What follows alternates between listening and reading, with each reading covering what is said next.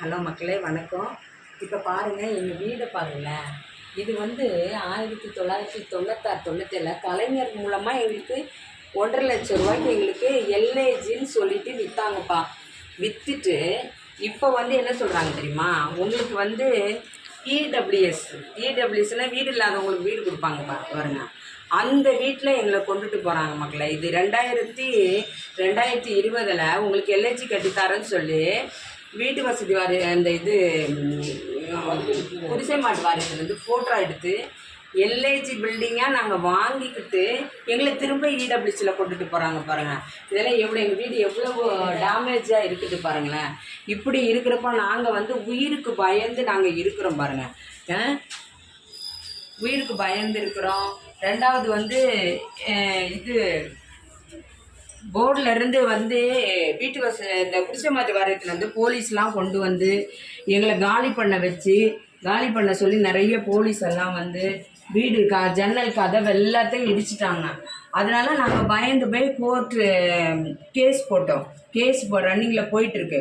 ஆனால் இப்போவும் இந்த இடம் நாங்கள் வந்து எல்ஏஜியாக கொடுத்தா எல்ஏஜி தானே கொடுக்கணும் மக்களே. இவங்க வந்து கவர்மெண்ட் வந்து எந்த கவர்மெண்ட்டும் சரி, இப்போ கடந்த ஆட்சியிலையும் சரி, நாங்கள் எவ்வளவோ போராடித்த மக்கள்கள் நாங்கள் ரொம்ப கஷ்டப்படுறோம். ஆனால் வந்து இது வரைக்கும் எங்களுக்கு எந்த வித ஒரு முடிவுமே வரமாட்டேங்குது. எல்ஏஜின்னு கொடுத்தா எல்ஏஜி தானே கொடுக்கணும். இவங்க எதுக்கு இடபிள்யூசி கொண்டு போகிறாங்க? நாங்கள் இங்கே எல்லாருமே மத்திய மாநில அரசு ஊழியர்கள் வாங்கினது. நாங்கள்லாம் டாக்ஸ் கட்டுறோம். எப்படி எங்களுக்கு ஃப்ரீ வீடு வரும்?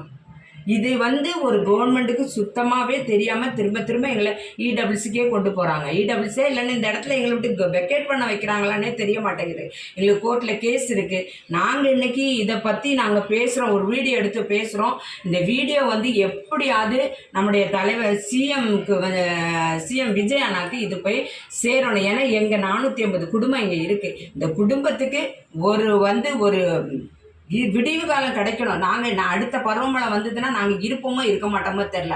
அந்த நிலையில் நாங்கள் இருந்துகிட்ருக்கோம். ஆனால் காலி பண்ணி போயிட்டோம்னா எங்களுக்கு இடம் கிடைக்காது. அதனால் தயவு செஞ்சு மக்களே, நீங்கள் எல்லோரும் என்ன பண்ணுங்க, இதை கொஞ்சம் ஷேர் பண்ணுங்கள், உங்களுடைய கமெண்ட்ஸை எங்களுக்கு போடுங்க. ஏன்னா இப்படிப்பட்ட நிலையில் நாங்கள் இருக்கிறோம். அதனால் உங்களுடைய சப்போர்ட் எங்களுக்கு மிகவும் தேவை. இதை எப்படி ஷேர் பண்ணணுமோ ஷேர் பண்ணி மிக விரைவில் வந்து விஜய் நாட்டு போய் சேரணும். இது எங்களுக்கு ஒரு இந்த வரைகிற காலம் எங்களுக்கு ஒரு முடிவு வரணுங்க. இன்னொரு விஷயம் என்னன்னா, இது இந்த நாங்கள் எத்தனையோ இடத்துல போய் அலைஞ்சிட்டு வரோம். கவர்மெண்ட்டில் எங்கே போய் அலைஞ்சி எங்கள் குறிஞ்சி மலர் கானகம் குறிஞ்சி மலர் காலனி உரிமையாளர்கள் சங்கம் மூலமாக கூட நாங்கள் லெட்டர் பேட் எல்லாமே வந்து கவர்மெண்ட்டுக்கும் கொண்டு கொடுத்தாச்சு. சிஎம் செல்லுக்கும் நாங்கள் அனுப்பியிருக்கோம். தலைமைச் செயலகத்துலேயும் நாங்கள் எல்லா இடத்துக்கும் போய் அங்கே உள்ளேயும் போய் நாங்கள் யாரையாவது பார்க்க முடியுமான்னு முயற்சி எடுக்கிறோம். ஆனாலும் எங்களால் யாரையும் பார்க்க முடியல. இது யாருக்குமே போய் ரீச் ஆக மாட்டேங்குது. இந்த அரசாங்கம் எங்களுக்கு உதவி பண்ணணும்னு சொல்லிட்டு தான் நாங்கள் ஒரு இடமா அலைஞ்சிட்டு இருக்கோம். இந்த அரசாங்கம் மினிஸ்டரை கூட எங்களால் பார்க்க முடியல. எம்எல்ஏவை கூட எங்கள் ஏரியா எம்எல்ஏவை கூட எங்களால் பார்க்க அப்பாயின்மெண்ட் எங்களுக்கு கிடைக்கல. இந்த நாங்கள் பேசுகிறது இந்த வீடியோ எல்லாமே எங்கள் சிஎம் அண்ணா அவர்களுக்கு கண்டிப்பாக இது போய் ரீச் ஆகணும். அப்படி இல்லைன்னா கூட இந்த அமைச்சர், எங்கள் வீட்டு வசதி வாரிய அமைச்சர் அவர்களுக்காவது போய் ரீச் ஆகி நாங்கள் அவர்களை சந்திக்கிற ஒரு வாய்ப்பு எங்களுக்கு கிடைக்கணும்னு சொல்லி நாங்கள் ரொம்ப முயற்சி பண்ணி நாங்கள் நொந்து ரொம்ப வேதனைக்குள்ள ஆளாகி மன கஷ்டத்தில் இப்படி ஒரு வீடு கிடைக்காம போயிடுமோ, இந்த இடம் எங்களை விட்டு போயிடுமோன்னு ஒவ்வொரு நாளும் நாங்கள் மனதளவில் நொந்து கொண்டு வேதனைப்பட்டு கொண்டு இந்த இடத்துல இடம் கிடைக்கணும்னு கஷ்டப்பட்டுட்டு இருக்கோம். இதில் 480 குடும்பம் வாழ்ந்துட்டு இருக்கோம். ஒருத்தரும் பிள்ளைங்களை வச்சுக்கிட்டு நாங்கள் அண்ணநாடு காட்சிகள் கூலி வேலை செஞ்சு தான் நாங்கள் வந்து வாழ்ந்துட்டு இருக்கோம். இந்த வீடு அப்படி தான் நாங்கள் வாங்கணும். தயவு செஞ்சு இதில் பார்க்குற எல்லா மக்களும் கொஞ்சம் ஷேர் பண்ணுங்க. அமைச்சருக்கோ சிஎம் அவர்களுக்கோ இதை தெரிவிக்கப்படுத்துங்க. தயவு செஞ்சு எங்களுக்கு இந்த ஒரு உதவியை நீங்கள் பண்ணுவீங்கன்னு நாங்கள் வந்து மனசார நினைக்கிறோம். தயவு செஞ்சு எங்களுக்காக மக்கள் எல்லாரும் நீங்க எல்லாரும் சேர்ந்து இந்த வீடியோவை கொஞ்சம் ஷேர் பண்ணுங்க. தயவு செஞ்சு எங்களுக்கு ஒரு நல் வாழ்வு கிடைக்கட்டும். பாருங்க மக்களே, எங்களோட வீடை பாருங்க.